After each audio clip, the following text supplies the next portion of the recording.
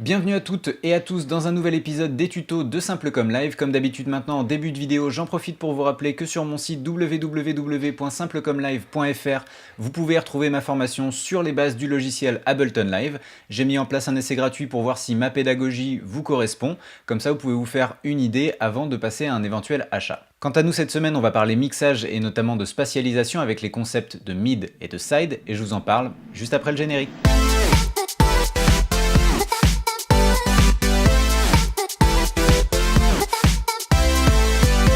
Alors dans un premier temps, la spatialisation, qu'est-ce que c'est? C'est l'action de répartir dans le spectre stéréo, dans le spectre sonore, les différents éléments de notre morceau. Donc aujourd'hui, on va se concentrer plus particulièrement sur les concepts de mid et de side, donc mid pour le milieu et side pour les côtés. Et donc je vais vous montrer comment est-ce qu'à partir d'un signal audio ou MIDI, on peut isoler le son qui sort soit au milieu, soit sur les côtés, pour que vous puissiez avoir un plus grand contrôle dessus, pouvoir le rééquilibrer et pouvoir en faire ce que vous voulez dans votre mix. Cette technique, elle est très simple et encore une fois, on va utiliser que les outils fournis avec Ableton et je vous montre ça dans le tuto.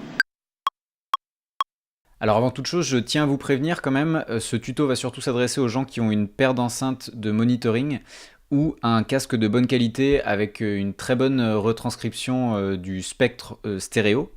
Mais si vous êtes simplement sur un ordinateur portable ou sur un téléphone, je suis pas bien sûr que vous voyez la différence parce que là on s'adresse quand même au domaine du mixage et donc on va être sur quelque chose d'assez subtil. Donc dans un premier temps, je vais vous faire écouter la boucle de synthé avec laquelle on va travailler pour cet exemple. Et ensuite, je vais vous montrer comment est-ce qu'en 5 étapes, on va pouvoir scinder l'information sonore en deux parties, donc l'information sonore du milieu et l'information sonore des côtés, pour pouvoir les traiter séparément.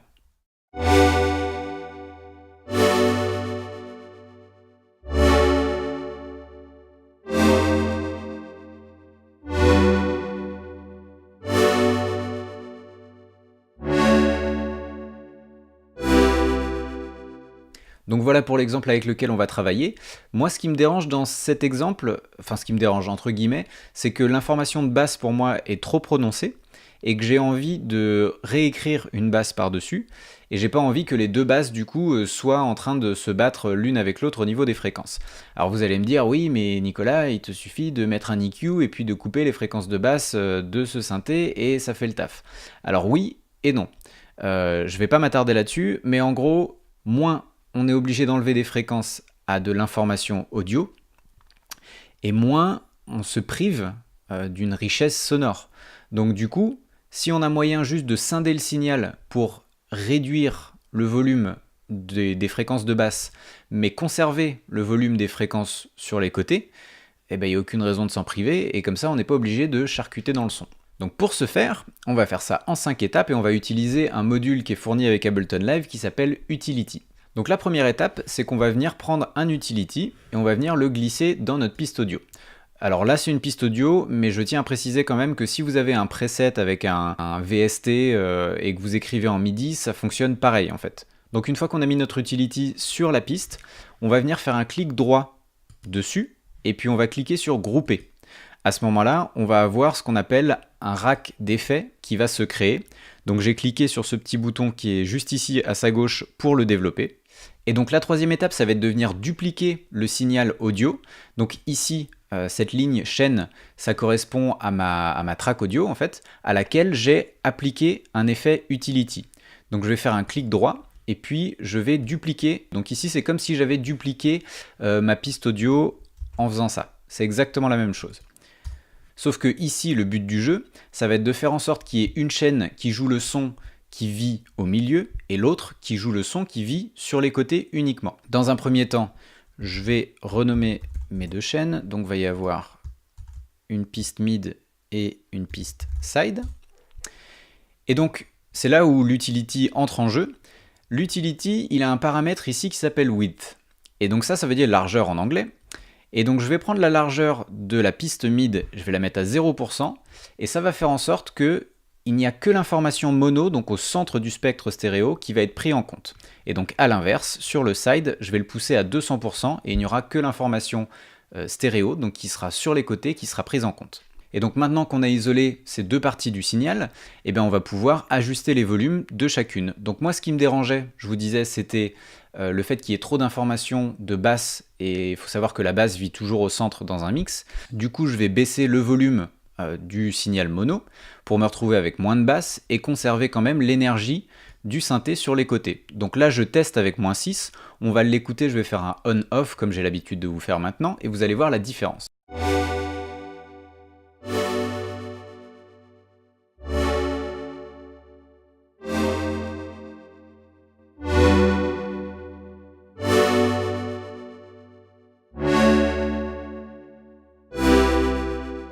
Donc ici on peut voir que bien évidemment la basse prenant une grosse partie du son, on perd en puissance, mais on perd pas en puissance sur les côtés. Ce qu'il y avait sur les côtés, il y avait que ça sur les côtés. Moi ce que je voulais garder c'était ça, et donc si on a l'impression que c'est pas assez fort, eh bien libre à nous de venir sur notre bouton de volume général ici, et puis de remonter le son de la piste de 2 ou 3 dB.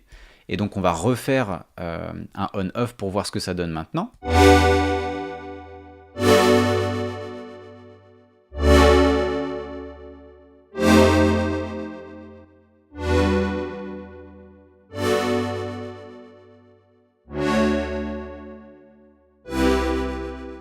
Et donc voilà, on n'a pas perdu l'information du milieu, on l'a juste mis un petit peu en retrait pour pouvoir conserver uniquement l'information sur les côtés et nous laisser de la place pour composer autre chose au milieu. Donc pour résumer, première étape, vous allez insérer un module Utility.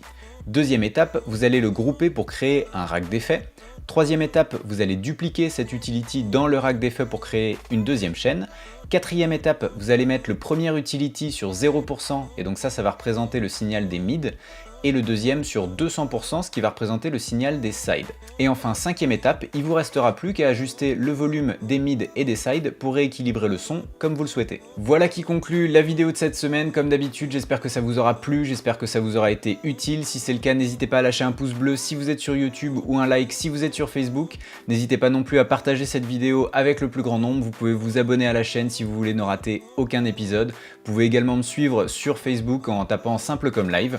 Si vous avez des questions, n'hésitez pas à les poser dans les commentaires en dessous de cette vidéo. Si vous avez des idées pour des futurs sujets que vous avez envie que je traite, pareil dans les commentaires. J'en profite pour vous rappeler une dernière fois que si vous avez envie de prendre des cours particuliers avec moi ou si vous avez envie de suivre ma formation sur les bases du logiciel Ableton Live, il vous suffit de vous rendre sur mon site www.simplecomelive.fr pour y retrouver toutes les informations. Quant à moi, il me reste plus qu'à vous souhaiter une bonne semaine et à vous dire à dimanche prochain pour un nouvel épisode. Allez, ciao ciao!